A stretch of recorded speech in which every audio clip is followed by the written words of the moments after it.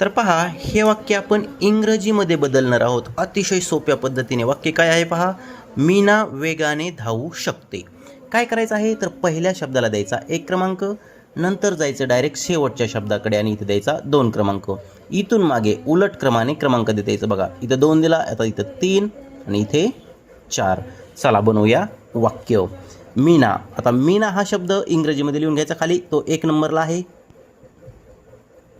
MEENA, Meena.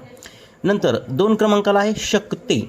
आता शकतेसाठी काय लिहायचं लक्षात ठेवा, तर शकतेसाठी लिहायचं कॅन, CAN, कॅन. कधीही लक्षात ठेवायचं. मग ते काहीही असो.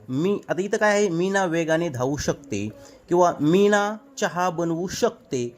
शकते आलं कीच कॅन लिहायचं, एवढं लक्षात ठेवायचं. मीना वाचू शकते, रवींद्र धावू शकतो किंवा विठ्ठल पोहू शकतो. शकतो शकते आलं की कॅन लिहायचं, हे लक्षात ठेवा. नंतर 3 नंबरचा शब्द आहे धावू, म्हणजे रन, RUN, रन. वेगाने. वेगाने म्हणजे fast, FAST, fast. Meena can run fast.